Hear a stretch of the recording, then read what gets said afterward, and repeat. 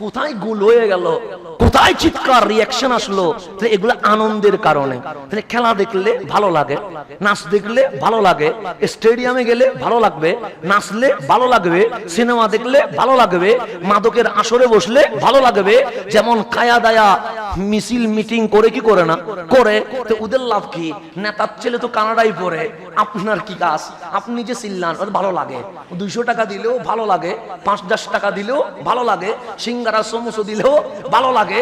দুনিয়া যে আমার জীবন যে মারার হয়ে যাচ্ছে, শেষ হয়ে যাচ্ছে, আমার মা বাবা যে জায়নামাজে আমার জন্য সুখের পানি ছেড়ে দিয়েছে, এর পরেও আমার হোশ হয় না। আমার জীবনটা আমি আপনি 200 টাকার বিনিময়ে তলিয়ে দিয়ে যাচ্ছি।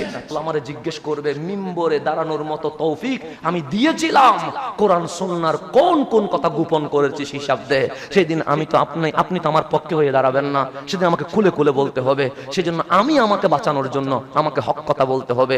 আল্লাহ যেন আমাদেরকে হক কথা বলার তৌফিক নসিব করে। তোমরা এগুলো নিয়ে ভাবো না কেন? তোমরা এগুলো গবেষণা করে না কেন? তাহলে কেউ সিজদার মতো হয়ে আছে, চাইলে রুকু হইতে পারছে না। মাছ কি রুকু দিতে পারবে? পারবে না। সাপ কি রুকু দিতে পারবে? পারবে না। কাউকে সিজদার মতো চড়ায় আছে। আর গরু, ছাগল, মহিষকে আল্লাহ কিসের মতো বানাই দিছে? রুকুর মতো বানাই দিছে। একমাত্র আপনাকে মালিক এমন ভাবে সুজা দাঁড় করাই দিছে, বান্দা রুকু দিতে চাইলে রুকুর মতো হইতে পারে, সিজদা দিতে চাইলে সিজদার মতো হইতে পারে, ঘুমানোর সময় হাত পা ছিটিয়ে দিতে চাইলে হাত পা ছিটিয়ে দিতে পারে, অঙ্গ প্রত্যঙ্গ যেভাবে মুছারানো দরকার সেইভাবে করতে পারে, গাছ দাঁড়াইতে পারে, কিন্তু রুকু সিজদা দেওয়ার কোনো সুযোগ নাই, নড়াচড়া করতে পারে না। আল্লাহ কাউকে দাঁড় করায় রাখছি, রুকুতেও যাইতে পারে না, সিজদাতেও যাইতে পারে না। কাউরে রুকুতে দিয়ে দিছি, দাঁড়াইতেও পারে না, বসতেও ভালো করে শুইতেও পারে না। কাউরে রুকুতে দিছি, সে জীবনে কখনো দাঁড়াইতে পারে না। বান্দা তোকে এমন ভাবে বানাইছি, তুই দাঁড়াইতেও পারিস, চেয়ারেও বসতে পারিস, নিচেও বসতে পারিস, তুই লড়তে পারিস, তুই ডানে যেতে পারিস, তুই বামে যেতে পারিস, তুই ব্যথা পাইলে চিৎকার করতে পারিস, তুই আনন্দ পাইলে অট্টহাসি দিয়ে না মানুষকে জানিয়ে দিতে পারিস। এত বড় নিয়ামত দেওয়ার পরে দাঁড়ানো যখন ছিলাম, অহংকার একটু কাজ করে মালিক বলে আল্লাহু আকবার বল, আমরা আল্লাহু আকবার বললাম। যে রুকুতে চা, যে গরু, ছাগল, মহিষ, বাঘ চলে গেছে, আমরা রুকুতে চলে গেলাম, বললাম সুবহান রাব্বিয়াল আযীম। আল্লাহ বলে সিজদায় যা। যখন সিজদায় গেলাম, আমার নাক লেগে গেছে, আমার কপাল মাটিতে লেগে গেছে। আল্লাহ বলে কোথায় গিয়েছিস? আমরা বললাম সিজদায়। কপাল কোথায়? আমরা বললাম মাটিতে। নাক কোথায়? আমরা বললাম মাটিতে। তোর আচরণ কি রকম? আমি বললাম আচরণ হচ্ছে স্টিল দাঁড়ানো। তো সেখান থেকে কোথায় চলে গেছিস? মাটিতে। তো দাঁড়ানো থেকে যখন সিজদায় মাটিতে চলে গেছিস, সেখানে বল সুবহানা রাব্বিয়াল আলা। মালিক আমি বড় নই, সমস্ত প্রশংসা, বড়ত্ব, মহত্ব সবগুলো তোমার। কোথায় গিয়ে বলতে বলেছে? মাটিতে কপাল নাক লাগায়া জিহ্বা দিয়ে আমাদেরকে স্বীকৃতি নিচ্ছে। যেই লম্বা হওয়া মানুষটা মাটিতে গিয়ে বলবি সুবহানা রাব্বিয়াল আলা, এটাই তোর বোনাস, এটাই তোর শুকরিয়া, এটাই তোর ইবাদত। শুধু মালিক এতটুকুই চেয়েছে, বান্দা বলে এটা নাকি আমরা পারবো না। রব্বুল আলামিন আমাদেরকে বলছে, যখন কোরআনের কথা হবে, যখন হাদিসের কথা হবে, যখন আল্লাহর কথা হবে, যখন রাসূলুল্লাহর কথা হবে, যখন ইসলামের কথা হবে, যখন শরীয়ত হুকুম আহকামের কথা হবে, আমরা শুধু শুনেছি বললে হবে না, এমন ভাবে শুনতে হবে যেন আমরা আমলে বাস্তবায়ন করতে পারি। 1 নাম্বার, মনোযোগ সহকারে শুনতে হবে, ডানে বামে সামনে পিছনে আমাদের তাকানোর সুযোগ নাই। 2 নাম্বার, আল্লাহ বলছে প্রথমে কোরআন শুনতে হবে, শুধু শুনলে হবে না, বুঝতে হবে। শুধু বুঝলে হবে না, এটা নিয়ে গবেষণা করতে হবে, ভাবতে হবে। শুধু ভাবলে হবে না, নিজের জীবনে এটা প্র্যাকটিক্যাল বাস্তবায়ন করতে হবে। শুধু নিজের জীবনে বাস্তবায়ন করলে হবে না, এটা সমাজে, পরিবারে, রাষ্ট্রেও বাস্তবায়ন করতে হবে। কারণ ইসলামের একটা সিস্টেম আছে, শুধু নিজে জান্নাতে যাব, শুধু নিজে নামাজ পড়বো, শুধু নিজে রোজা রাখবো, শুধু নিজে কোরআন তেলাওয়াত করব, এটার নাম ইসলাম নয়। যেমন আমরা প্রতি নামাজে সূরা ফাতিহা পড়ি কি পড়ি না? পড়ি। যখন জামাতে নামাজ পড়ি তখন ইমাম পড়েন, আপনারা শোনেন। আর যখন আপনি একলা নামাজ পড়েন তখন আপনি সূরা ফাতিহা পড়েন। তো আমরা যখন জামাতে পড়ি তখন সূরা ফাতিহা সবাই শুনি, কিন্তু একলা পড়লে এখানে কি দুইজন না একজন? একজন। আমি যখন সুন্নত আদায় করব, আমার সুন্নত আমার, আপনি যখন সুন্নত আদায় করবেন আপনার সুন্নত আপনার। আমি যখন ওয়াজিব আদায় করব আমার ওয়াজিব আমার, আপনি যখন ওয়াজিব আদায় করবেন আপনার ওয়াজিব আপনার। আপনি যখন নফল আদায় করবেন আপনার নফল আমার, আপনার আমার নফল আমার। কিন্তু ফরজ যখন করব তখন একসাথে। তো সূরা ফাতিহা যে আমরা পড়ি সর্বপ্রথম বলি আলহামদুলিল্লাহ রাব্বিল, বলি কি বলি না? সকল প্রশংসার মালিককে আল্লাহ। এটাই তো আলহামদু মানে আলিফ লামের ভেতরে আল্লাহ খাস করছে প্রশংসা যিনি পাওয়ার দাবিদার উনি মাখলুক নয়, উনি খালেক রব্বুল আলামিন। এরপর বলছে কোন রব? আর রহমান আর রহিম, যিনি গুনাহ করার পরেও রিজিক দেয়, যিনি পাপ করার পরেও দয়া করে, উনি রহমানুর রহিম। এরপর বলছে মালিকি ইয়াউমিদ্দিন, আজকেও যেমন উনি দুনিয়ার মালিক, কাল আখিরাতেও তিনি আখিরাতের মালিক, তিনি জান্নাতের মালিক, উনি সকল কিছুর মালিক। এরপর কি বলছি? ইয়াকা না'বুদু ওয়া ইয়াকা এখানে কি বলছি? ইয়াকা না'বুদু, অবশ্যই আমরা আপনারই ইবাদত করি। না'বুদু মানে আমরা, এখানে আমিও আছি, এখানে আপনিও আছেন।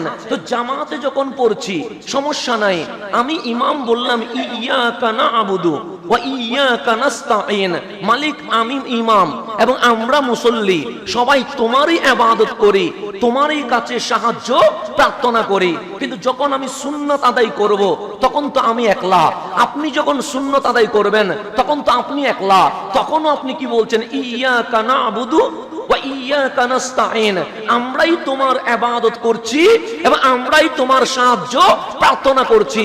তা আল্লাহরে বলেন মালিক, এখানে তো ইমাম আর মুক্তাদি নাই, এখানে ইমাম আর মুসল্লি নাই, আমি তো একলা, সেখানে ইয়াকা না'বুদু বলবো কেন?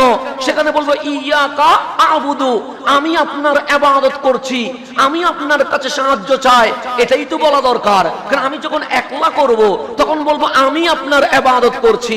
আপনি যখন একলা নামাজ পড়বেন তখন আপনি বলবেন আমি আপনার ইবাদত করছি। সিঙ্গেল যেহেতু এখানে আমরা বলবো না, এখানে তো বলবো আমি। কিন্তু আল্লাহ বলেন না, ফরজও আমরা বলবি, সুন্নতও আমরা বলবি, ওয়াজিবও আমরা বলবি, নফলও আমরা বলবি।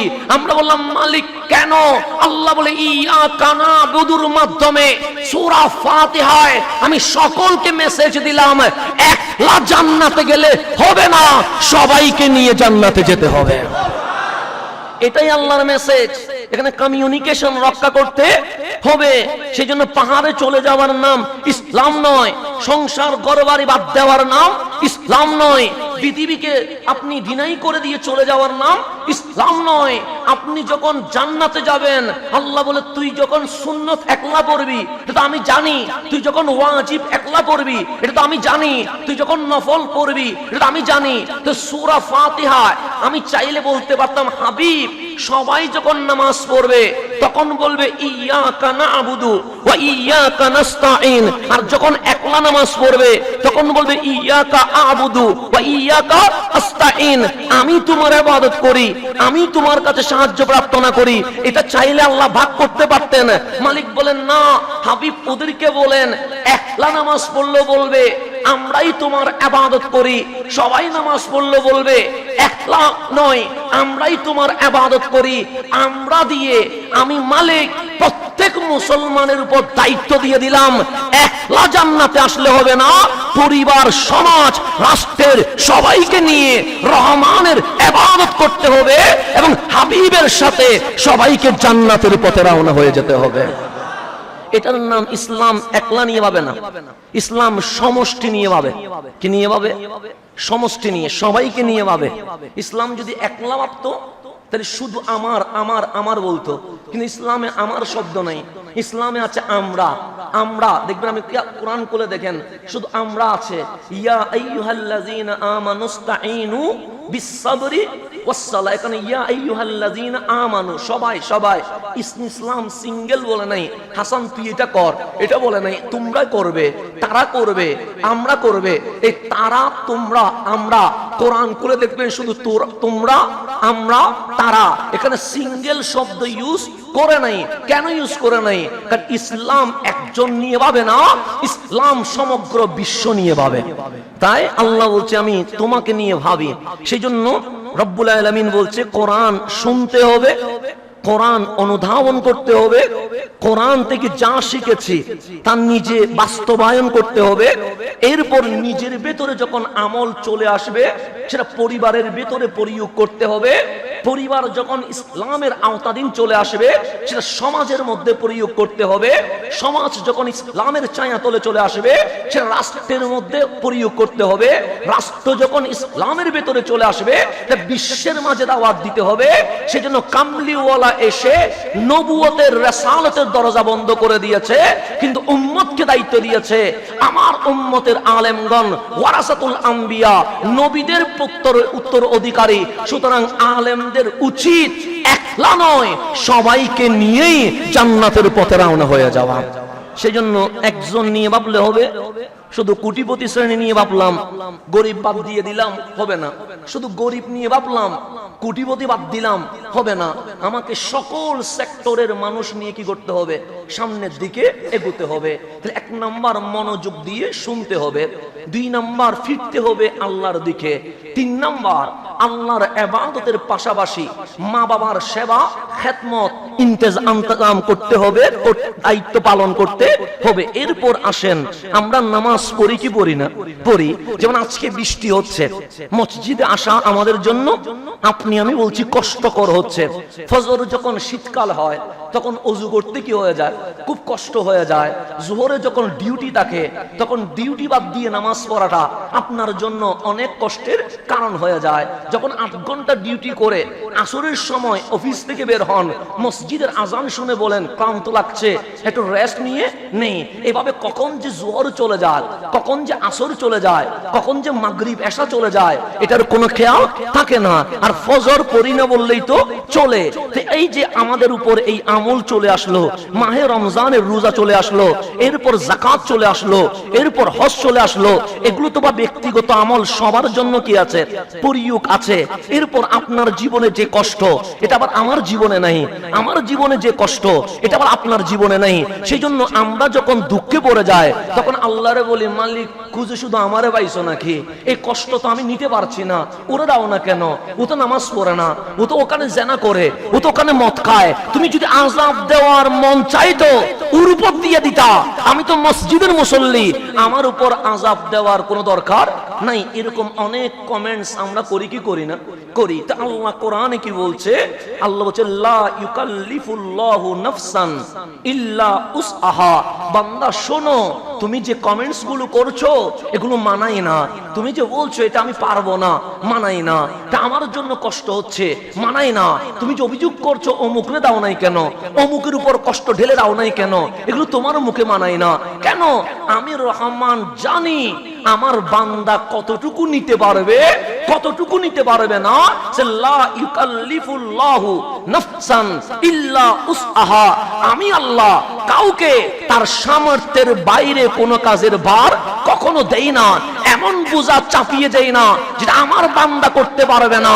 আমার বান্দার সমস্ত শরীরের অবয়ব দেখে, কাঠামো দেখে, শক্তি দেখে আমি এমন কাজ দেই যেটা আমার বান্দা আদায় করতে পারবে।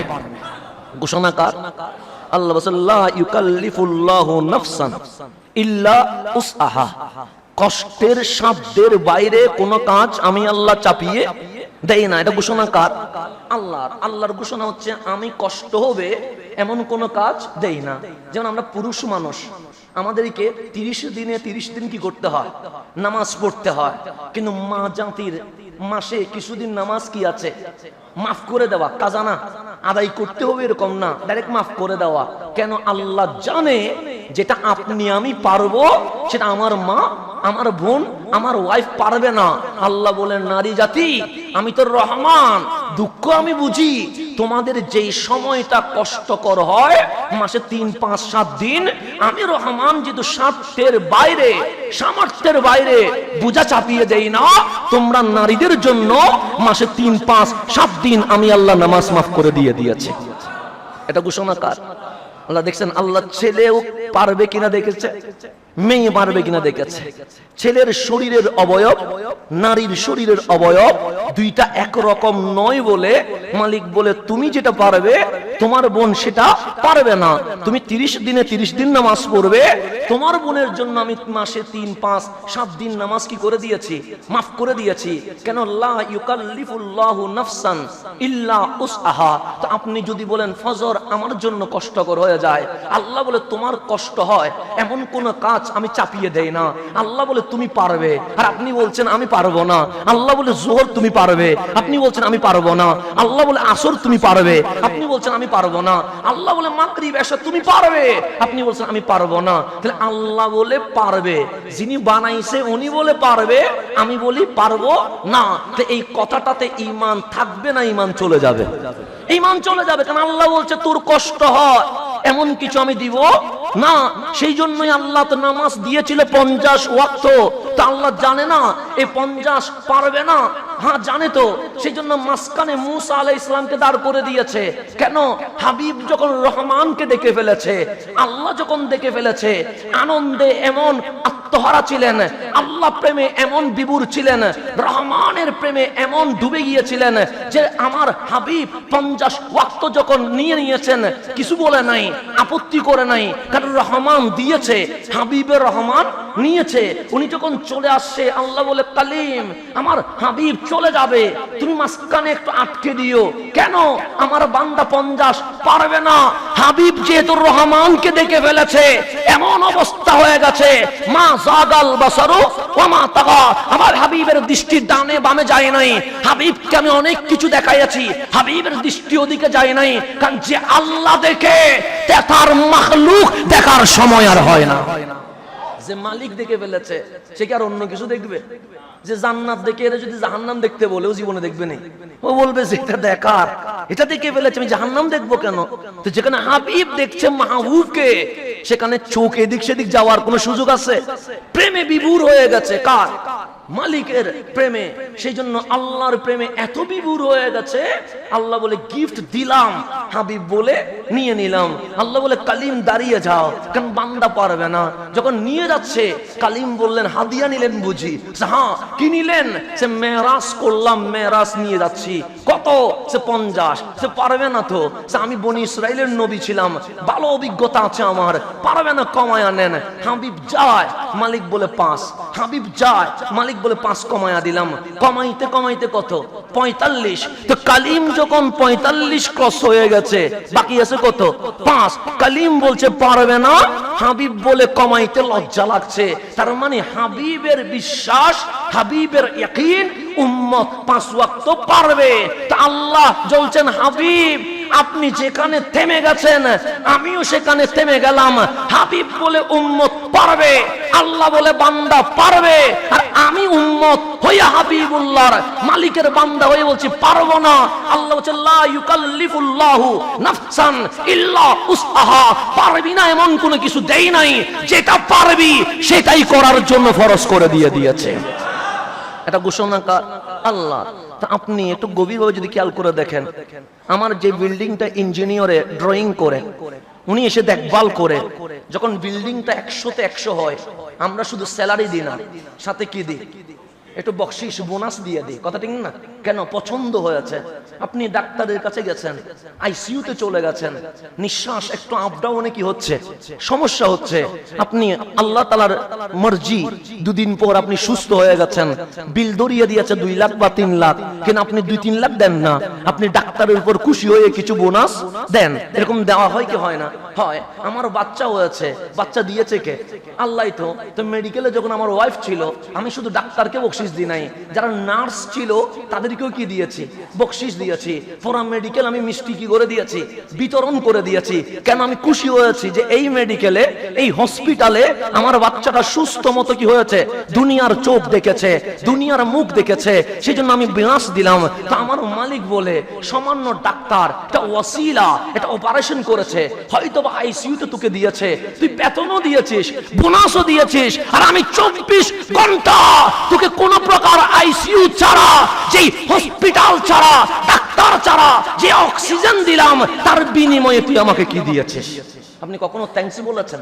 আলহামদুলিল্লাহ বলতে আমাদের লজ্জা হয়, আর শুকরুলিল্লাহ আমাদের মুখ দিয়ে বের হয় না, রব্বে করিমের প্রশংসা আমাদের বের হয় না।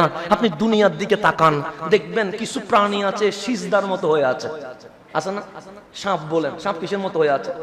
সিজদার মতো হয়ে আছে। কচ্ছপ সিজদার মতো হয়ে আছে। মাছ কিসের মতো হয়ে আছে?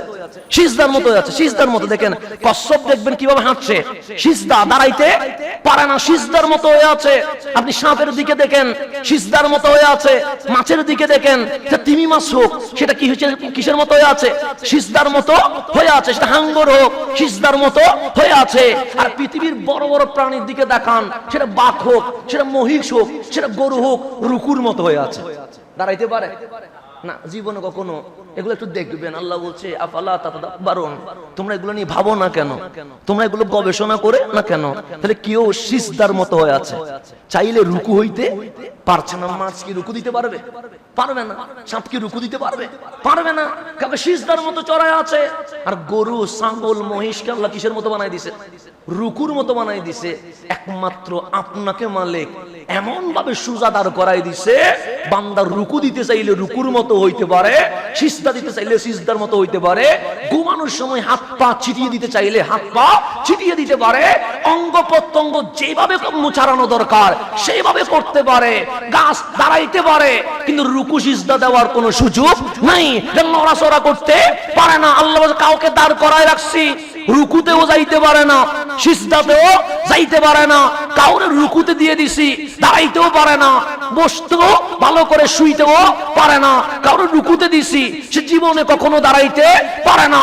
বান্দা তোকে এমন ভাবে বানাইছি, তুই দাঁড়াইতেও পারিস, চেয়ারেও বসতে পারিস, নিচেও বসতে পারিস, তুই লড়তে পারিস, তুই ডানে যেতে পারিস, তুই বামে যেতে পারিস, তুই ব্যথা পাইলে চিৎকার করতে পারিস, তুই আনন্দ পাইলে অট্টহাসি দিয়ে না মানুষকে জানিয়ে দিতে পারিস। এত বড় নিয়ামত দেওয়ার পরে দাঁড়ানো যখন ছিলাম, অহংকার একটু কাজ করে মালিক বলে আল্লাহু আকবার বল, আমরা আল্লাহু আকবার বললাম। যে রুকুতে চা, যে গরু, ছাগল, মহিষ, বাঘ চলে গেছে, আমরা রুকুতে চলে গেলাম, বললাম সুবহানা রাব্বিয়াল আযীম। আল্লাহ বলে সিজদায় যা।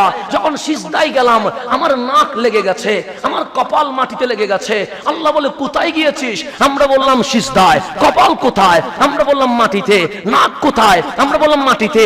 তোর আচরণ কি রকম? আমি বললাম আচরণ হচ্ছে স্টিল, দাঁড়ানো। তো সেখান থেকে কোথায় চলে গেছিস? মাটিতে। তো দাঁড়ানো থেকে যখন সিজদায় মাটিতে চলে গেছিস, সেখানে বল সুবহানা রাব্বিয়াল আলা। মালিক আমি বড় নই, সমস্ত প্রশংসা, বড়ত্ব, মহত্ব সবগুলো তোমার। কোথায় গিয়ে বলতে বলেছে? মাটিতে কপাল নাক লাগায়া জিহ্বা দিয়ে আমাদেরকে স্বীকৃতি নিচ্ছে। যেই লম্বা হওয়া মানুষটা মাটিতে গিয়ে বলবি সুবহানা রাব্বিয়াল আলা, এটাই তোর বোনাস, এটাই তোর শুকরিয়া, এটাই তোর ইবাদত। শুধু মালিক এতটুকুই চেয়েছে, বান্দা বলে এটা নাকি আমরা পারবো না। আল্লাহ এটাই চেয়েছে যে সুইদকে আমি কিভাবে বানিয়েছি, তোর মতো তো আমি কাউরে মানাই নাই। তুই গরুর দিকে তাকা, তুই হাতির দিকে তাকা, তুই বাঘের দিকে তাকা, তুই সিংহের দিকে তাকা, ওরা তো তোর মতো না। এই রুকুতে যে আছে, সে তোর মতো হাত পা বিছাইয়া কি করতে পারে না, ঘুমাইতে পারে না। আমি তোকে দাঁড়ানোর সুযোগ দিয়েছি, রুকুতে যাওয়ার সুযোগ দিয়েছি, সিজদায় যাওয়ার সুযোগ দিয়েছি। তুই শুধুমাত্র 5 টাইম এসে সুবহানা রাব্বিয়াল আলা বলবি। এটাও যদি কষ্টকর হয়, তো দুনিয়ার শুকরিয়া আদায় করবি কখন, আর জান্নাতের শুকরিয়া আদায় করবি কখন? সেই জন্য আল্লাহ বলছে লা ইউকাল্লিফুল্লাহু নাফসান ইল্লা উসআহা। আমার বান্দার সামর্থ্যের বাইরে কোন বোঝা আমি চাপিয়ে দেই নাই। আমার বান্দা যদি ফজর কন্টিনিউ করতে চায় আমার বান্দা পারবে, আমার বান্দা যদি জোহর পড়তে চায় আমার বান্দা পারবে, আমার বান্দা যদি মাগরিব আসর ইশা পড়তে চায় আমার বান্দা পারবে। শুধু 5 ওয়াক্ত নয়, আমার বান্দা যদি তাহাজ্জুদ যাই নামাজে কাটাইতে চায় এটাও আমি আল্লাহ আমার বান্দার জন্য সহজ করে দিয়ে দেব।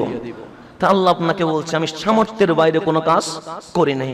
সেজন্য আমাদের উপর মাঝে মাঝে বিপদ আসে। ইমাম সাহেব বলে বিপদ আসে না এরকম তো না, খতিব বলে বিপদ আসে না সেরকম না, মুসল্লি বলে আপনাকে ছেড়ে দেওয়া হবে ওই রকম না। আল্লাহ নিজেই কোরআনে বলছে ওয়ালা নাবলু আন্নাকুম বিশাইইম মিনাল খাউফি ওয়াল জুই ওয়া নাকসিম মিনাল আমওয়ালি ওয়াল আনফুসি ওয়াস সামারাত ওয়া বাশশিরিস সাবিরিন। বিপদ আসবে, আমি আল্লাহ পরীক্ষা করব, তোমার কষ্ট আসবে। সেজন্য আপনার কষ্টের ধরন আমার কষ্টের ধরন একরকম নয়। কিন্তু আপনি মনে করছেন এটা মনে হয় আমি সামলাতে পারবো না, আমি মনে করছি এটা মনে হয় আমার মতে হবে না, মনে হয় এটা আপনার কষ্ট যেটা আল্লাহ সেই কষ্টের ধরন আমাকে দেয় নাই। আমার কষ্টের ধরন যেটা আল্লাহ সেটা আপনাকে দেয় নাই। সেইটাই আল্লাহ বলছে লা ইউকাল্লিফুল্লাহু নাফসান ইল্লা উসআহা। যেই কষ্ট যেই সইতে পারবে আমি আল্লাহ তারই সে কষ্ট দেই, যে সইতে পারবে না আমি আল্লাহ বুঝার বাহিরে ওই রকম কষ্ট আমার বান্দারে কখনো দেয় না। সেজন্য আজকে পর্যন্ত মিম্বরে যখন দাঁড়ায় আমাদেরও মাঝে মাঝে অনেক সমস্যা আছে না নাই? আছে। আমরা যেহেতু ডাক্তার হইলে শুধু রোগী নিয়ে কথা বলতাম, ইঞ্জিনিয়ার হইলে শুধু বিল্ডিং নিয়ে কথা বলতাম, কোন মন্ত্রণালয়ের সচিব হলে শুধু ওই মন্ত্রণালয় নিয়ে কথা বলতাম। খতিব এমন একটা জিনিস যিনি সচিবকেও শোনাইতে হয়, ডাক্তাররেও বুঝাইতে হয়, ইঞ্জিনিয়াররেও বুঝাইতে হয়, আবার রিক্সাওয়ালা ভাইদেরকেও বুঝাইতে হয়। কথা ঠিক না? আমরা বড় সেন্সিটিভ এরিয়ার মধ্যে, আমার শ্রোতা একরকম না। ডাক্তার উনি মেন্টালিটি ভাবে প্রস্তুত যে আমার শ্রোতা হচ্ছে রোগী, হয়তো বা ফ্যাট কামড়াবে না হলে মাথা ধরে যাবে, দুইটা থেকে যে কোনো একটা। ইঞ্জিনিয়ার জানে আমাকে বিল্ডিং নিয়ে কথা বলতে হবে, হোক সেটা মসজিদ, হোক সেটা কমপ্লেক্স, হোক সেটা বিল্ডিং, হোক সেটা বাংলো। উনি বুঝে গেছে যে আমার এটা। শিল্প মন্ত্রণালয়ে যিনি আছেন উনি বুঝে গেছে আমার পণ্য নিয়ে কথা বলতে হবে। কিন্তু আমরা হুজুর হইয়া এমন মুসিবতে পড়ছি, রোগীর সাথেও কথা বলতে হয়, ডাক্তারের সাথেও কথা বলতে হয়, ইঞ্জিনিয়ারের সাথেও কথা বলতে হয়, মিস্ত্রির সাথেও কথা বলতে হয়, আবার জোয়ালের সাথেও কথা বলতে হয়, আবার যিনি বিল্ডিং বানায় ওনার সাথেও কথা বলতে হয়, আমার রিক্সাওয়ালার সাথেও কথা বলতে হয়, সচিবের সাথেও কথা বলতে হয়। সেজন্য মিডিয়া এসে আমাদের বড় বিপদ হয়ে গেছে। কুমিল্লার কথা ঢাকায় চলে না, ঢাকার কথা চট্টগ্রাম চলে না। তো ঢাকার মতো করে বললে চিটাঙে বুঝে না, চিটাঙের মতো করে বললে ঢাকায় মনে করে ওদেরকে কোন আবার কোনো বাস একটা দিয়ে দিছি কিনা, এই মুসিবতে আমরা পড়ে যায়। সেজন্য আপনাদের যত বিপদ তার চেয়ে বড় বিপদ হয়ে যায় কাদের উপরে? আমাদের উপরে। তো এরকম অনেক অবস্থা আমাদেরকে কি করতে হয়? মেনটেন করতে হয়। তখন বিপদ চলে আসে, তখন আমরা বুঝি মনে হয় পারবো না, থেমে যাওয়া উচিত। এখনই সবগুলা কি করে দেওয়া উচিত? বন্ধ করে দেওয়া উচিত। এটা সামাল দেওয়া সম্ভব নয়। কিন্তু এরকম কত মুসিবত চলে গেছে, এখন যদি মনে হয় হাসি ছাড়া আর কিছু আছে না, মানে হাসি আসে যে এটা নিয়ে আমি এত টেনশন করছিলাম, এটা নিয়ে আমি সব কাজ বন্ধ করে দিব বলছিলাম, এটার জন্য আমি সব ছেড়ে দিব বলছিলাম, অথচ এটা কোনো বিষয় না চলে যখন গেছে এটা আমার কাছে হাসির একটা পাত্র হয়ে গেছে।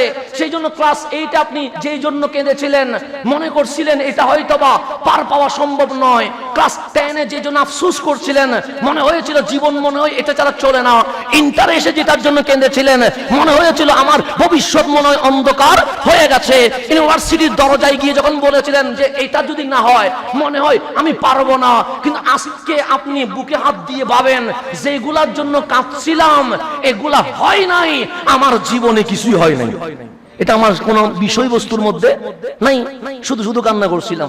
আজকে এসে মনে হচ্ছে এগুলো কিছুই না। তা আমরা যে কাঁদছিলাম, এত কিছু করছিলাম, সেদিন মনে করছিলাম এটা ছাড়া মনে হয় চলবে না, কিন্তু এখন এসে দাঁড়িয়ে বলছে এটার চেয়ে ভালো কিছু আল্লাহ আরো দিয়েছে। সেজন্য আল্লাহ বলছে তুমি যেটা কষ্ট সইতে পারবা তোমার কষ্টের ধরন একরকম হবে, আপনি যেটা সইতে পারবেন আপনার কষ্টের ধরন আর রকম হবে, উনি যেটা সইতে পারবে ওনার কষ্টের ধরন আর একরকম হবে। একজনের কষ্টের ধরন একরকম দিয়া মালিক বলছে তুমি এটা সইতে পারবা, আর আপনি যদি বলেন আমি পারবো না, আল্লাহ বলে আমার কথার উপর কথা বলা এটা বান্দার কখনো মানায় না। কথা ঠিক না? সেজন্য আপনার মুসিবত একরকম হয়ে যাবে, ওনার মুসিবত আরেক রকম হয়ে যাবে। ওনার মুসিবতের সাথে আমার মুসিবত মিলবে না। যতই মুসিবত আসুক আল্লাহরে বলবেন না অমুকরে দাও নাই কেন, আমারে কেন খুঁজি পাইলা, আমি কি দোষ করছি, শুধু খুঁজে কি আমারে পাও নাকি? এই শব্দ কখনো বলা যাবে না। আল্লাহ বলে তুই পারবি বিদায় এই কষ্টটা তোমাকে দিয়েছে, না হইলে উড়ে দিতাম, কিন্তু ও পারবে না। তা আল্লাহ বলছে যে যতটুকু সামর্থ্য, কোয়ালিটি, ক্যাপাসিটি নিতে পারে আমি আল্লাহ ততটুকু দিয়া তার জীবনের গুনাহ মাফ করায়া সে কবরে আসার আগে তাকে আমি জান্নাতি রূপে আমার মেহমান হিসেবে নিয়ে আসি। এটা হচ্ছে এক নাম্বার। এরপর আল্লাহ বলছে লাহা মা কাসাবাত, সে যাই করে সে তাই পাবে, সে যা উপার্জন করে সে তাই পাবে। লাহা মা কাসাবাত, মানুষ তাই পাবে যা সে অর্জন করে, উপার্জন করে। ওয়া আলাইহা মাকতাসাবাত, তার উপর তাই বর্তাবে যা সে উপার্জন করেছে। তাই আল্লাহ আপনাকে বলছে তোমার দায়িত্ব, তোমার কাজের দায়ভার তোমাকে নিতে হবে, আমার কাজের দায়ভার আমাকে নিতে হবে। আল্লাহ বলছে লাহা মা কাসাবাত ওয়া আলাইহা মাকতাসাবাত, তাই পাওয়া যা তুমি কি করেছো, দুনিয়াতে করেছো। যা তুমি দুনিয়াতে উপার্জন করেছো আমি আল্লাহ কাল হাসরে তা বুঝিয়ে দিব। ওয়ালাহা ওয়া আলাইহা মাকতাসাবাত, তার উপর তাই বর্তাবে সে দুনিয়াতে যা অর্জন করেছে। এখানে একটা হচ্ছে কাসাবাত আর একটা হচ্ছে মাকতাসাবাত। কাসাব মানে কাজ অর্জন করা, ইকতিসাবা মানে অর্জন করা। কাসাব মানে সহজ কাজকে বোঝায়। আল্লাহ এখানে বলছেন লাহা মা কাসাবাত, যা দুনিয়াতে সে ভালো কাজ করেছে আমি আল্লাহ তার জাররা জাররা পরিমাণ যেই প্রতিদান পাবে সবগুলো বুঝিয়ে দিয়ে দিব। তাহলে এখানে কাসাব মানে সহজ কাজ। কি কাজ? ওয়া আলাইহা, তার উপর বর্তাবে মাকতাসাবাত, যা সে উপার্জন করেছে। এখানে ইকতিসাব মানে কঠিন কাজ, তো সহজ মানে আল্লাহ বলছে সওয়াবের কাজ, ভালো কাজ। ইকতিসাব মানে গুনার কাজ, কঠিন কাজ। তা আল্লাহ এই আয়াতের মাধ্যমে আপনাদেরকে আমাদেরকে জানিয়ে দিচ্ছে ভালো কাজ করা সহজ, খারাপ কাজ করা কঠিন। কিন্তু আপনি খারাপ কাজে মানুষ বেশি না ভালো কাজে মানুষ বেশি? খারাপ কাজে মানুষ বেশি। তা আল্লাহ বলছেন লাহা মা কাসাবাত, তাই পাবা যা তুমি অর্জন করেছো। ওয়া আলাইহা মাকতাসাবাত, তাই তোমার উপর বর্তাবে যা তুমি উপার্জন করেছো। তা আল্লাহ বলছে তা পাবা যা তুমি ভালো কাজ করেছো, শাস্তি তাই বর্তাবে যা দুনিয়াতে খারাপ কাজ করেছো। আল্লাহ খারাপকে বলছে কঠিন, ভালোকে বলছে সহজ। যেমন সিনেমায় যাবেন, টিকিট কিনতে হয় টাকা দিয়ে, মসজিদে আসবেন টাকা দিয়ে কি টিকিট কিনতে হয়? তাহলে কোনটা সহজ? সিনেমায় যাওয়া না মসজিদে আসা? মসজিদে আসা। গানের মঞ্চে যাবেন, কারো গান শুনবেন, খেলোয়াড় দেখবেন, স্টেডিয়ামে যাবেন, টিকিট কিনে গরমের মধ্যে থাকতে হয়। স্টেডিয়ামে কি এসি আছে নাকি? নাই। এসিও নাই, আবার বসার মতো তেমন জায়গাও নাই। স্টেডিয়ামে ৩-৪ ঘন্টা সূর্যের তাপ দিয়া কি দেখলেন? খেলা দেখলেন। ২.৫-৩ ঘন্টা যাই দেখলেন, কোন কাজে আসছে? তো স্টেডিয়ামে যাওয়াটা কঠিন, কিন্তু মসজিদে ফ্যান আছে, বেশি গরম লাগলে এসি আছে, বেশি গরম লাগলে চাটাই তুলে ফেললে নিচে কি আছে? টাইস আছে, ঠান্ডা উঠবে, উপর থেকেও ঠান্ডা, নিচ থেকেও ঠান্ডা। আল্লাহ বলে ওখানে গেলে গরম লাগবে, মসজিদ যেহেতু বাইতুল্লাহ, সেখানে আমি একটা জান্নাতি আবহাওয়া দিয়ে পরিবেশ তোমার অনুকূলে করে দিয়ে দিব। তাহলে ভালো কাজ করা কি সহজ, খারাপ কাজ করা? এখন আপনি বলবেন হুজুর আমি আনন্দ পাই সিনেমা হলে গেলে। অবশ্যই আনন্দ পাওয়া যায়। খেলা দেখলে ছক্কা মারছে আরেকজনে চিল্লাই উঠে, এখানে চায়ের দোকানে এরকম হয় কি হয় না? দেশের নামও জানি না, কিন্তু এখানে ৩টায় যে চিৎকার মেরে উঠছে, সবার ঘুম কি করে দিয়েছে? ভেঙে দিয়েছে। তো কোথায় গোল হয়ে গেল, কোথায় চিৎকার রিয়াকশন আসলো? এগুলো আনন্দের কারণে। তাহলে খেলা দেখলে ভালো লাগে, নাচ দেখলে ভালো লাগে, স্টেডিয়ামে গেলে ভালো লাগবে, নাচলে ভালো লাগবে, সিনেমা দেখলে ভালো লাগবে, মাদকের আসরে বসলে ভালো লাগবে। যেমন খায়া দায়া মিছিল মিটিং করে কি করে না করে, তো ওদের লাভ কি? নেতার ছেলে তো কানাডায় পড়ে, আপনার কি কাজ? আপনি যে চিল্লান ওর ভালো লাগে, 200 টাকা দিলেও ভালো লাগে, 5-10 টাকা দিলেও ভালো লাগে, সিঙ্গারা সমোসা দিলেও ভালো লাগে। দুনিয়া যে আমার জীবন যে মারার হয়ে যাচ্ছে, শেষ হয়ে যাচ্ছে, আমার মা বাবা যে যাই নামাজ আমার জন্য সুখের পানি ছেড়ে দিয়েছে, এর পরেও আমার হোশ হয় না, আমার জীবনটা আমি আপনি 200 টাকার বিনিময়ে তলিয়ে দিয়ে যাচ্ছি। এরকম হচ্ছে কি হচ্ছে না? ভালো লাগে, এলে কি লাগে? ভালো লাগে। কিন্তু দেখবেন কোন নেতার ছেলে এরকম মাঠে নামাইতে কখনো দেখছেন না, দেখবেন না। ওনারা ভালো মতো পড়ালেখা করে কানাডায় গিয়ে, অস্ট্রেলিয়ায় গিয়ে, আমেরিকায় গিয়ে পড়ালেখা করে এরপরে ওনারা ডাইরেক্ট এসে এমপি মন্ত্রী হয়ে যাবে। কিন্তু আপনার কোনো ভবিষ্যৎ নাই। দুসময়ে আপনাকে শুধু জেল ছাড়া আর কিছুই নাই। সুসময়ে 200 টাকা সমোসা সিঙ্গারা ছাড়া আপনার কপালে জীবনে আর কিছু জুটবে না। মরার পরে মায়ের ছাড়া আর কিছু জুটবে না। কথা ঠিক আছে না? পরিবর্তন হলে এখনই পরিবর্তন হন, বুঝার অনেক সময় চলে যাচ্ছে, সময় চলে যাচ্ছে। সেই জন্য ওই সেই দিক যাওয়ার কোনো সুযোগ নাই। আল্লাহ সেটার জন্য আফসোস করেছে, আল্লাহ নিজে আফসোস করছে, কি বানাইলাম তোরে, তুই কোথায় চলে যাস? আল্লাহ বলছে লাকাদ খালাকনাল ইনসানা ফি আহসানি তাকওয়িম, তোকে তো আমি সবার উচ্চ করে, সুন্দর করে, সবচেয়ে বড় কোয়ালিটি দিয়ে, মর্যাদাপূর্ণ দিয়ে বানিয়েছিলাম। কিন্তু সুম্মা রাদাদনাহু আসফালা সাফিলিন, তুই তো নিচের দিকে যাস কেন? তোর মাকাম তো ছিল উপরে, কিন্তু তোর কর্মকাণ্ড, তোর এই সব কাজকর্ম তোকে উপরে নেয় নাই, মানুষ থেকে পশুর কাতারে বানিয়ে দিয়ে দিয়েছে, আল্লাহ বলছে। সুতরাং আমাদেরকে বুঝার সময় চলে যাচ্ছে, সময় খুবই সংকীর্ণ ভাবে চলে যাচ্ছে। এমন সময় যাচ্ছে যে সময় আমাদের ঈমান রাখাটা কি হয়ে যাচ্ছে? কঠিন হয়ে যাচ্ছে। আমার রাসূল নিজেই বলতেছেন, তোমরা দেখবা নামাজ পড়বে, তোমরা দেখবা রোজা রাখবে, তোমরা দেখবা দাড়ি টুপি জুব্বা থাকবে, কিন্তু তারা মুমিন নয়। সেজন্য গতকালকে একটা ভিডিও দেখলাম, বাইতুল মুকাররমের মুসল্লি, দাড়িও আছে ভালো আলহামদুলিল্লাহ, পাঞ্জাবিও পরছে, পায়জামাও পরছে। যখন তার পাঞ্জাবি খুলছে দেখা যাচ্ছে এখানে ট্যাটু করা, এখানে খ্রিস্টানের কি রয়েছে, চিহ্ন রয়েছে, দাড়িও আছে, টুপিও আছে। বড় মুসল্লি বেশ ধরে জাতীয় মসজিদে নামাজ পড়ছে। মুসল্লির সন্দেহ লেগেছে বিদায় কয়েকজন যখন ধরে পাঞ্জাবিটা খুলে দেখলো তার মুসলমানিত্বের কিছুই নাই, এখানে খ্রিস্টানের কি করা, ট্যাটু করা। এরকম কত মুসল্লি সেজে আমাদের ভেতরে ঢুকে এই ইসলামকে কলঙ্কিত করতে ষড়যন্ত্রে লিপ্ত আছে, তার কোনো হিসাব নাই। এখনই আমাদেরকে বুঝতে হবে। সেই জন্য আমরা আসি ফিতনার সময়ে, আল্লাহ যেন আমাদেরকে ফিতনা থেকে বাঁচার তৌফিক নসিব করেন। তাহলে খারাপ কাজ করতে আনন্দ লাগে কেন? শয়তান নিজে আল্লাহকে বলেছে, মালিক আমি যত খারাপ কাজ আছে এগুলোকে সুন্দর করে জাইন সাজাবো, রোমাঞ্চ করে দিব, দেখতে চোখে দেখতে সুন্দর লাগবে, কানে শুনতে সুন্দর লাগবে, জিহ্বা দিয়ে বলতে সুন্দর লাগবে, স্পর্শ করতে কি লাগবে, সুন্দর লাগবে। কিন্তু নামাজে দাঁড়ান, আপনি গান শুনছেন, কত আপনার মনোযোগ, গানের প্রত্যেকটা শব্দ যেন আপনি তাহকিক করছেন, প্রত্যেকটা শব্দ যেন আপনি তাফসীর করছেন, কোন শব্দ কোন আঙ্গিকে বয়ে যাচ্ছে, কোনটা দক্ষিণের আবহাওয়ার সাথে চলে যাচ্ছে, কোনটা উত্তরের আবহাওয়ার সাথে চলে যাচ্ছে, একদম শব্দ টু শব্দ আপনি বসছেন এবং আপনি গান শুনে সুখের পানি কি করে দিয়েছেন, ছেড়ে দিয়েছেন। কিন্তু আপনি কালামুল্লাহ শুনছেন, রহমানের কথা শুনছেন। কখনো আল্লাহ বলছে আলাইসাল্লাহু বিআহকামিল হাকিমিন, কখনো বলছে এমন ভাবে ধরবো যে ধরা থেকে কখনো মুক্তি পাবে না। কই আমার মন তো কখনো ভয়ে কেঁপে ওঠে না। কখনো বলছে আর রহমান আল্লামাল কোরআন, কই আমার মন তো আনন্দে কখনো হেসে উঠে না। করছি নামাজ কিন্তু মনোযোগ চলে যায় ডানে, মনোযোগ চলে যায় বামে। গানের মঞ্চে বসলাম, মনোযোগ ঠিক আছে, কিন্তু নামাজে আসলে মনোযোগ কি হয় না, ঠিক হয় না। 100টা থিওরি দেওয়ার পরেও আপনার আমার মনোযোগ ঠিক থাকে না। মনোযোগ কখনো ডানে চলে যায়, মনোযোগ কখনো বামে চলে যায়। আমাদেরকে অনেকেই ফর্মুলা জিজ্ঞেস করে, হুজুর নামাজে মনোযোগ রাখবো কেমনে?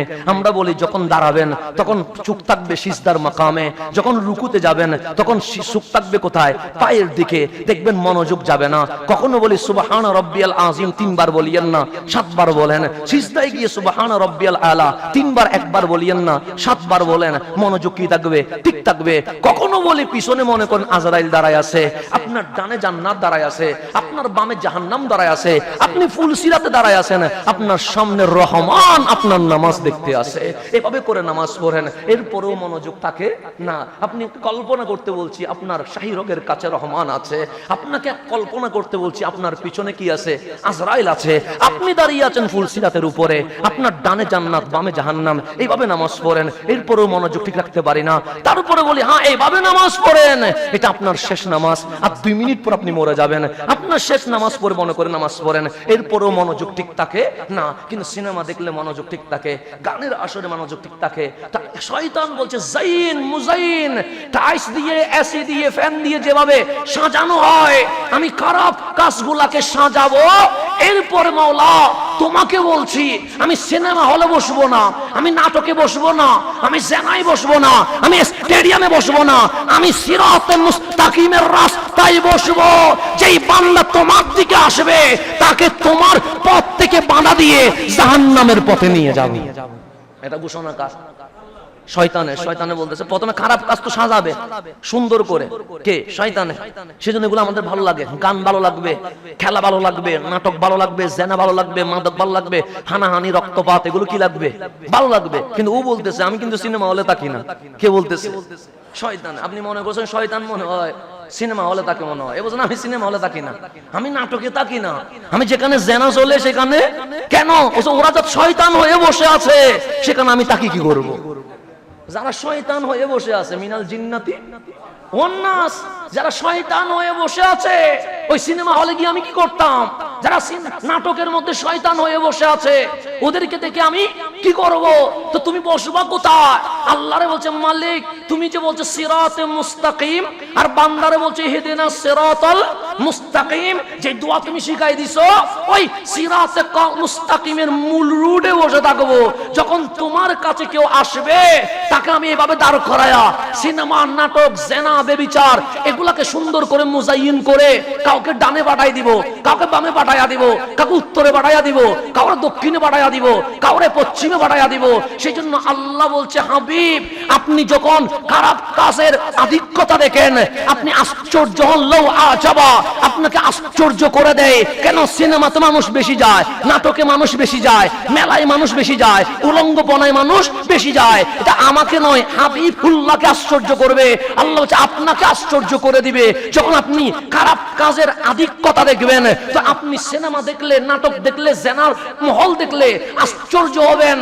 আল্লাহ বলে হ্যাঁ আশ্চর্য হবি, কেন? খারাপ কাজে মানুষ বেশি থাকবে, কিন্তু তুই বড় ভাগ্যবান ওই লক্ষ খারাপ মানুষের ভিড়ে আমি আল্লাহ তোকে কবুল করি নাই, আমি অল্প জান্নাতীর কাতারে তোমাকে কবুল করে নিয়ে নিয়েছে। আল্লাহ বলছে লাহা মা কাসাবাত, তাই পাওয়া যা তুমি কি করেছো, অর্জন করেছো। ওয়া আলাইহা মাকতাসাবাত, এবং তাই তোমার উপর বর্তাবে যা তুমি উপার্জন করেছো। তো কাসাব মানে সহজ কাজ। আল্লাহ বলছে ভালো কাজগুলো সহজ, খারাপ কাজগুলো কঠিন। এখন আপনি বলবেন হুজুর ভালো কাজ তো কঠিন মনে হয়, খারাপ কাজ তো কি মনে হয়? সহজ মনে হয়। নামাজ পড়তে একটু কি লাগে? কঠিন লাগে। ফজরের নামাজে শীতকালে ওযু করতে কঠিন লাগে, হজ করতে কঠিন লাগে। যে টাকাটা কষ্ট করে পকেটে ঢুকাইলেন সেটা আবার বের করে যাকাত দিতে কি লাগে? কঠিন লাগে। সেই সকাল থেকে সূর্য ডুবা পর্যন্ত রোজা রাখতে কঠিন লাগে। তো তোমার তো বলা দরকার লাহা মাকতাসাবাত, কারণ কঠিন ভালো কাজগুলো কি মনে হয়? কঠিন। আর খারাপ কাজ করলে বন্ধু একটা সাথে আড্ডা দিলে এমনি সিগারেট মুখে চলে আসে, সেটা সহজ মনে হয়। 10 জন বসলে, মাদকের আসরে বসলে আমি খাবো না বললেও 5 জন যখন খায় তখন আর আমি নিজেকে কি করতে পারি না, কন্ট্রোল করতে পারি না। কবরস্থানে বসে যখন মানুষ তাস খেলা বসে তখন আমিও বসি, খেলবো না নিয়ত করে, কিন্তু আধা ঘন্টা যাইতে না যাইতে আমিও কি হয়ে যায়, সেখানে শরীক হয়ে যায়। এগুলো তো ভালো মনে হয় মালিক, এগুলো সহজ মনে হয়। আল্লাহ বলে না, আমার কথা তুমি বুঝো নাই। হ্যাঁ ভালো কাজ করতে কঠিন মনে হয়। যেমন আপনি যদি সৎ মানুষ থাকতে চান তাহলে আপনাকে কঠিন ভাবে পড়তে হবে, আপনাকে সৎ উপার্জন করতে হলে পরিশ্রম করতে হবে, আপনাকে ভালো কাজের ব্যবস্থা করতে হলে কঠিন হবে। আপনি যে স্যালারি পাবেন যদি বাম হাত না দেন আপনি মাস শেষে দেখবেন চলতে গিয়ে কিছু কষ্ট অনুভব হবে। হবে কি হবে না?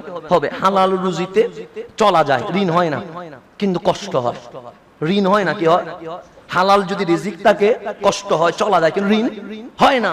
কিন্তু যাদের বাম হাতের কি থাকবে? স্পর্শ থাকবে, কলমের কালিতে দুর্নীতি থাকবে। সেখানে বেতন যদি 20,000 হয়, সেখানে যখন আপনার এমনি প্যাকেটে 3 লাখ ঢুকে যায় চলতে কি কষ্ট হয়? তা আল্লাহ বলতেছে ভালো কাজ সহজ, খারাপ কাজ কি কঠিন। আমি দেখতেছি খারাপ কাজ সহজ, ভালো কাজ কি কঠিন। কারণ বাম হাত চালানোটা সহজ, না চালানোটা কঠিন। আমার ভাই যখন আমার পাশের চেয়ারে বসে কলমের কালিতে 3 লাখ নিয়ে নেয়, তখন আমি যখন আমার কলমের কালিকে বলি সৎভাবে উপার্জন কর, তখন আমার কলমও তো বলে ইতে যদি 3 লাখ নিতে পারে তুই 2 লাখ নিলে সমস্যা কি? কথা ঠিক না? এরকম কতজনের চাকরি চলে গেছে তার কোনো হিসাব নাই। কারণ পুরা টেবিল সব দুর্নীতি করে, এই বলে আমি করব না, তুই না করলে চাকরি করার কি নাই, দরকার নাই, রিজাইন দিয়ে চলে যা। এরকম কতজনকে চলে যেতে হয়েছে। তা আল্লাহ বলে ভালো কাজ সহজ, খারাপ কাজ কঠিন। কিন্তু দুনিয়ার যেই সিস্টেম, সেখানে দেখছি খারাপ কাজ সহজ, ভালো কাজ কঠিন। আপনি যখন ভালো চাকরি করতে চাইবেন আপনাকে কিছু ঘুষ দিতে হবে, কিন্তু আপনি নিজের যোগ্যতায় চাকরি পাওয়া বড় কঠিন। এরকম অসংখ্য বেকার আমাদের মুসল্লির ভিতরে আছে না নাই? আছে, কিছু দিতে পারে নাই বিদায়, মামা চাচার কল নাই বিদায় চাকরি হয় না। এরকম অনেক মুসল্লি এখানেও আছে, আছে না? আচ্ছা, তাহলে তো কি হয়েছে? ভালো কাজ কি কঠিন, খারাপ কাজ কি সহজ। কিন্তু আল্লাহ বলছে লাহা মা কাসাবা, ভালো কাজ সহজ, ওয়া আলাইহা মাকতাসাবাত। ইকতিসাব যখন বলা হয়, খারাপ কাজ কঠিন কেন? আল্লাহ বলে হ্যাঁ, ভালো কাজ করতে কষ্ট হবে, তোমাকে ভালো করে পড়তে হবে, প্রস্তুত হইতে হবে। তোমার বিল্ডিং হয়তো 5টা নাও থাকতে পারে, তোমার বাংলো হয়তো 20টা নাও থাকতে পারে, তোমার 200-300 কোটি টাকা হয়তো বিদেশের জমিনে নাও যাইতে পারে, কিন্তু ভালো কাজ করা কঠিন। কিন্তু যেটা ফল পাবা, যেটা তুমি অর্জন করবা, যেটা তুমি প্রতিদান পাবা, এটার চেয়ে বড় নিয়ামত আর হতে পারে না। কিন্তু খারাপ কাজ যেটা সহজ, কথা ঠিক, বাম হাতে আসে, কলমের কালি দিয়ে আসে, এত কিছু করার পরেও, কোটি কোটি টাকার সম্পদ পাওয়ার পরেও লজ্জিত, অপমানিত হয়ে পালিয়ে যেতে হয়। কথা ঠিক না? আজকে হোক, অতীতে হোক, বর্তমানে হোক, ভবিষ্যতে হোক, আপনি কখনো খারাপ অর্জন কখনো খাইতে পারবেন না। এটা বাস্তবতা, বাস্তবতা। এটা আজকে হোক, এটা অতীতে হোক, সেটা বর্তমান হোক, সেটা ভবিষ্যৎ হোক, সেটা পরে হোক, এটা 100 বছর পরে হোক। কিন্তু আপনি যখন উপার্জন করবেন হারাম উপায়ে, আপনি কখনো এটাকে কি করতে পারবেন না, গিলতে পারবেন না। এটা আপনি মুখ দিয়ে ঢুকাইতে পারবেন না। কেন? আপনাকে অপমানিত হতে হবে, আপনাকে লজ্জিত হতে হবে, আপনাকে দুনিয়াতেও খারাপ শাস্তি পেতে হবে, আখিরাতেও কোনো মুক্তি নাই। কেন? হকুল্লাহ, আল্লাহ চাইলে মাফ করতে পারে। হকুল ইবাদ, বান্দার হক নষ্ট করলে আল্লাহ জীবনে কখনো কি করবে না, মাফ করবে না। সেজন্য আপনারা মাঝে মাঝে আমাদের খতিবদের খুতবা শুনে মাথা ঘুরাই যায়, বলবেন হুজুর কেমন? আমরা বলি রমজানে দিনের বেলায় রোজা রাখলে, রাত্রে কিয়ামুল লাইল তাহাজ্জুদ করলে আল্লাহ পুরা জিন্দেগীর গুনাহ কি করে দিবে, মাফ করে দিবে। আপনারা খুশি হয়ে গেছেন, তওবা করে বললেন আল্লাহ কি সুযোগ দিয়ে দিলা, 30 দিনে শুধু রোজা রাখবো, আর রাত্রে তারাবিয়া তাহাজ্জুদ করলে তো গুনাহ কি হয়ে গেছে, মাফ হয়ে গেছে। এদিকে মানুষ থেকে টাকা পয়সা মারি দিয়া, কষ্ট দিয়া আপনি আসছেন মসজিদে মুসল্লি হইতে, দাড়ি টুপি জুব্বা পাগড়ি সব দিয়ে দিছেন। কার কথায়? হুজুরের কথায়। হুজুর কি মিথ্যা বলেছে? না, বুখারীতে হাদিস আছে তো, মুসলিমে হাদিস আছে তো। এটা কোন হাদিস? এটা হচ্ছে আল্লাহর হক নিয়ে। আল্লাহ হচ্ছে বান্দা এই 11 মাস নামাজ রোজায় যদি ইবাদত হকুল্লাহতে বেশ কম হয়, রমজানের তওবার কারণে মাফ করে দিব। কিন্তু বান্দার হকে বেশ কম হইলে দাড়ি 5 ফুট করলেও জীবনে কখনো মাফ পাওয়া যাবে না। শুধু হাদিস অর্ধেক শুনি চলে যাবেন না, এটা পুরাটা শুনবেন। কোনটা হকুল্লাহ, কোনটা হকুল ইবাদ, এটা শুনতে হবে। নাহলে অর্ধেক শুনি চলে গেলে তখন মনে করবেন মনে হয় কোন একটা পাহাড়ে জঙ্গলে যাইয়া 40 দিন রিয়াজত করলে মনে হয় মাফ হয়ে যাবে। না, এটা মাফ হবে না। সেজন্য খারাপ কাজ কঠিন বলেছে, ভালো কাজ সহজ বলেছে। কেন? ভালো কাজ করতে বাম হাতও চালাইতে হয় না, ভালো কাজ করতে দুর্নীতিও করতে হয় না, ভালো কাজ করতে মানুষকে কষ্টও দিতে হয় না, ভালো কাজ করতে কারো ব্যাপারে কারো দ্বিমত পোষণ করতে হয় না। সুতরাং ভালো কাজ করলে দুনিয়াতেও সম্মান, আখিরাতেও সম্মান। হ্যাঁ, দুনিয়াতে কিছু মুসিবত আসবে, হয়তোবা আপনি যেমন ইউসুফ আলাইহিস সালামকে জেলে যেতে হয়েছে, তো গেছে বিদায় কি ওনার মান সম্মান কমে গেছে? না। ইমামে আযম আবু হানিফা রাদিয়াল্লাহু তাআলা ওনাকে ওনাকে জেলে যাইতে হয়েছে, তাই বলে কি ওনার মান সম্মান কমে গেছে? না। হযরতে আহমদ ইবনে হাম্বলকে 100 দুররা দেওয়া হয়েছে, তাই বলে কি ওনার মান সম্মান কমে গেছে? না। ইমাম বুখারী এমন একজন আমিরুল মুমিনিন ফিল হাদিস, উনি যখন শেষ মুহূর্তে মানুষ এত বেশি অপমানিত করছে, উনি 2 হাত তুলে বলছেন মালিক, উনি একটা চ্যাপ্টার করেছে বুখারী শরীফে, মৃত্যু কামনা করা জায়েজ নাই। এটা বুখারী শরীফে একটা চ্যাপ্টার আছে, আলাদা অধ্যায় আছে, মৃত্যু কামনা করা কি নাই, জায়েজ নাই। যতই মুসিবতে পড়েন আল্লাহ বলেন লা ইউকাল্লিফুল্লাহু নাফসান ইল্লা উসআহা, সাধ্যের বাইরে আমি আল্লাহ কোনো বোঝা চাপায়া দেই না। যতই কষ্ট হোক আত্মহত্যা করা যাবে না, যতই কষ্ট পান ফ্যানের সিলিং এ ঝুলানো যাবে না, যতই কষ্ট পান বিষ পান করা যাবে না, যতই কষ্ট পান আপনি মৃত্যু কামনা করতে পারবেন না। কেন? যিনি হায়াতের মালিক উনি মৃত্যু দেওয়ার মালিক। হায়াত মত কার হাতে? আমার মাওলার হাতে, সেজন্য এটা পাওয়া যাবে না। ইমাম বুখারী আলাদা চ্যাপ্টার করেছে মৃত্যু কামনা করা যাবে না। সেই ইমাম বুখারী মানুষের এত কষ্ট পেয়েছে, লাস্টে এসে উনি শেষে এসে উনি দোয়া করেছেন মালিক মৃত্যু কামনা করা জায়েজ নাই। আমি নিজে হাদিস কোট করেছি, কিন্তু এমন একটা পর্যায়ে চলে এসেছে আমি তোমার বান্দাদের কষ্ট আর নিতে পারছি না, মালিক আমি ইমাম বুখারী মৃত্যু কামনা করছি, আমাকে মরণ দিয়ে দাও। কতটুকু মুসিবতে গেলে, কতটুকু শেষ দরজায় গেলে ইমাম বুখারীর মতো মানুষকে আমরা ইজ্জত দিতে পারি নাই, সেখানে আপনি আমি আর কি ইজ্জত পাবো? সুতরাং ইজ্জতের মালিককে আল্লাহ, আল্লাহ ইজ্জতের মালিক। দুনিয়ার ইজ্জত দিয়ে আমার কি হবে? কে ফেসবুকে লিখলো এটা দিয়ে আমার কি হবে? কে কি কমেন্টস করলো সেটা দিয়ে আমার কি হবে? আর আমি তো একটা ফটকা মানুষ, আমার তো না এলম আছে না আমল আছে। আমরা কি ইমাম বুখারীর মতো আমিরুল মুমিনিন ফিল হাদিস, যিনি বুখারী শরীফ লেখার পরে আজকে 1400 বছর চলে গেছে, আমাদের মতো না, যারা মুহাদ্দিসে আজম বলা হয়, যারা স্বপনে নয়নে রাসূলকে দেখে, ওনারা যখন ইমাম শাফি রাদিয়াল্লাহু তাআলা আনহুর হাদিসের কিতাব পড়াচ্ছে, ওনাদেরকে স্বপ্নে দেখাচ্ছে, এই ইমাম তুমি এই হাদিসের কিতাব পড়াচ্ছ, এটা তো ইমাম শাফি লিখেছে, কিন্তু আমি যেটা লিখেছি সেটা তো তুমি পড়াচ্ছ না। তখন মুহাদ্দিস বলছে ইয়া রাসূলুল্লাহ আপনি কি কোন হাদিসের কিতাব লিখেছেন? এটা তো আমি জানি না। তখন আমার রাসূল বলে কেন? ওই আমার আবু আব্দুল্লাহ মুহাম্মদ ইবনে ইসমাইল আল বুখারী যে সহিহ আল বুখারী লিখেছে, এটা ইমাম বুখারী লিখে নাই, এটা আমি রাসূল নিজে লিখে দিয়েছে। আমার রাসূল মুহাদ্দিসদেরকে স্বপ্ন দেখাচ্ছে এটা পড়াও, সহিহ বুখারী পড়াও, এটা আমি লিখেছি। অথচ লিখছেন কে? ইমাম বুখারী সংকলন করছেন, কিন্তু মুহাদ্দিসদেরকে স্বপ্ন দেখাচ্ছেন না না এটা ওর লেখা না, এটা আমার লেখা, ও আমার থেকে অনুমতি নিয়ে সংকলন করেছে। এরকম একটা জাত শেষের দিকে এসে বলছেন মালিক আমি নিজে চ্যাপ্টার রচনা করেছি যে মৃত্যু কামনা করা জায়েজ নাই, কিন্তু আমি নিজে বলছি আমাকে ইন্তেকাল দিয়ে দেন, মৃত্যু দিয়ে দেন, আমি আর নিতে পারছি না। আল্লাহর দরবারে দোয়া করতে দেরি, ইন্তেকাল হইতে কি হয় নাই? দেরি হয় নাই। ইন্তেকাল হতে দেরি, ওনাকে কবরস্থানের রওজাতে যখন দাফন করাইছে, ওই মাটি থেকে এমন সুগন্ধি বের হয়েছে, মানুষ মাটি নিতে নিতে নিতে নিতে ইমাম বুখারীকে দাফন করা সম্ভব হচ্ছে না, পরে সেটাতে ঢালাই দিয়ে দিতে হয়েছে, এমন শান ওনার বের হয়ে গেছে ইমাম বুখারীর কবরে আনোয়ার থেকে। সেজন্য আপনি হয়তোবা দুনিয়াতে কিছুদিন লাঞ্ছিত হবেন, এটা আল্লাহর একটা পরীক্ষা। আপনি দুনিয়াতে কিছুদিন হয়তোবা অপমানিত হবেন, এটা মাওলার মালিকের ইচ্ছা, এটা আপনি আল্লাহর উপর ছেড়ে দেন। মালিক আপনার যদি এটাতে ভালো লাগে আমি এটাতে খুশি আছি, এতটুকু আপনি ছেড়ে দেন, দেখবেন আপনার জীবনে সম্মান তাজিম সবগুলো কার থেকে আসে? আল্লাহ থেকে আসে। দুনিয়ার মানুষের ইজ্জত থেকে মালিকের ইজ্জত বড় জিনিস। সেজন্য আল্লাহ বলছে ভালো কাজ সহজ, খারাপ কাজ কঠিন। কেন? খারাপ কাজ অর্জন করা সহজ, কিন্তু প্রতিদানটা বড় কষ্টকর হয়। ভালো কাজ অর্জন করা কঠিন, কিন্তু প্রতিদান যেটা পাওয়া জান্নাতুল ফেরদাউস, এটা হাজার মানুষ তোমার দিকে তাকায়া আফসোস করবে, কাশ আমি যদি ওর মতো হইতে পারতাম, কাশ আমার চালচলন যদি ওর মতো হইতে পারতাম। সেজন্য আল্লাহ বলছে আমি কষ্টের সাধ্যের বাইরে আর কোনো কি করি না, কষ্টর বাইরে কোনো বোঝা দেই না। তুমি তাই পাবা যা তুমি পৃথিবীতে অর্জন করেছো, তুমি তাই তোমার উপর বর্তাবে যা তুমি উপার্জন করেছো। আমার বিষয় অনেক লম্বা, কিন্তু এই ছোট্ট 2টা শব্দের ভিতরে আজকে আটকে গেছে। সেজন্য আপনি 12 কাজ করতে কষ্ট হবে, কিন্তু প্রতিদান ফলদায়ক হবে, আরামদায়ক হবে। খারাপ কাজ করা কঠিন হবে, কিন্তু প্রতিদান কি হবে না, কখনো ভালো হবে না। আজকে না হয় কালকে, কালকে না হয় পরশুদিন, দুনিয়ায় না হয় আখিরাতে। আল্লাহ বলে ছাড়বো না, কারণ আমি যাকে পাকড়াও করি তাকে শদীদ কঠিন ভাবে ধরি। এই ধরা কখনো কি হয় না, মুক্তি পাওয়া যায় না। সেজন্য আল্লাহ ছাড় দেন, ছেড়ে দেন না। সেজন্য এটা জিনিসটা মনে রাখবেন, মালিক ছাড় দেন, ছেড়ে দেন না। সেজন্য আমরা যাই বলবো, আপনি আমি যেখানে দাঁড়াইছি আমাকে কোরআন সুন্নাহর কথা বলতে হবে। আপনি কোন দল করেন এটা আমার দেখার সুযোগ হবে না।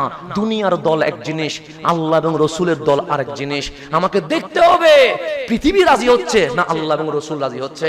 পৃথিবী যদি নারাজও হয় আল্লাহ এবং রসুল যদি রাজি হয় আমাকে সেই পথে এগাইতে হবে, এর বাইরে যাওয়ার কোনো সুযোগ নাই। বাস এটাই আমাদের ফয়সালা। সেজন্য আমাদের কথায় কখনো কষ্ট পাবেন না, আমাদের কথায় কখনো রাগ করবেন না, আমাদের কথায় কখনো দুঃখ নিয়ে যাবেন না। কেন? আমরা কাউকে কষ্ট দেওয়ার জন্য কথা বলি না, আমরা কথা বলি আল্লাহ এবং রসুল যা বলেছে। সেই জন্য মসজিদ যেগুলো আছে সেগুলো প্রত্যেকটা মসজিদে এমন করা উচিত, মসজিদকে রাজনীতি মুক্ত করে ইমামকে স্বাধীন করে দিতে হবে। ইমাম যেন কোরআন সুন্নাহর পক্ষে কথা বলে, ন্যায়ের পক্ষে কথা বলে, অন্যায়ের বিপক্ষে যেন মন খুলে কথা বলতে পারে। দুনিয়ার দল এক জিনিস, কিন্তু আল্লাহ এবং রসুলের সিস্টেম আরেক জিনিস। মসজিদের মিম্বারটা আল্লাহ এবং রসুলের, এটার বাইরে যাওয়ার আমাদের কোনো সুযোগ নাই। সেজন্য আপনি কখনো কষ্ট নিয়ে যাবেন না যে উনি এরকম বললেন কেন, উনি মনে হয় আমার দলকে বলেছেন, মনে হয় উনি মনে হয় আমাকে বলেছেন। কেন ভাই, আমি আপনার দলকে কেন বলবো? কারণ আমরা তো রাজনীতি মুক্ত মানুষ, দল নিয়ে আমাদের চিন্তা না, আমাদের চিন্তা চেতনা হচ্ছে আল্লাহ এবং রসুল যা বলেছে এটা পৃথিবীতে বাস্তবায়ন করা সম্ভব হয়েছে কিনা। কারণ আল্লাহ আমাকে জিজ্ঞেস করবে না অমুক দলের পক্ষে কথা বলেছিস, আল্লাহ আমাকে জিজ্ঞেস করবে না অমুক দলের বিপক্ষে কথা বলেছিস, কিন্তু আল্লাহ আমারে জিজ্ঞেস করবে মিম্বরে দাঁড়ানোর মতো তৌফিক আমি দিয়েছিলাম, কোরআন সুন্নাহর কোন কোন কথা গোপন করেছিস হিসাব দে। সেদিন আমি তো আপনি তো আমার পক্ষে হয়ে দাঁড়াবেন না, সেদিন আমাকে খুলে খুলে বলতে হবে। সেজন্য আমাকে বাঁচানোর জন্য আমাকে হক কথা বলতে হবে। আল্লাহ যেন আমাদেরকে হক কথা বলার তৌফিক নসিব করে। বাস এতটুকুতে আগামীতে ইনশাআল্লাহ আমরা কন্টিনিউ করব।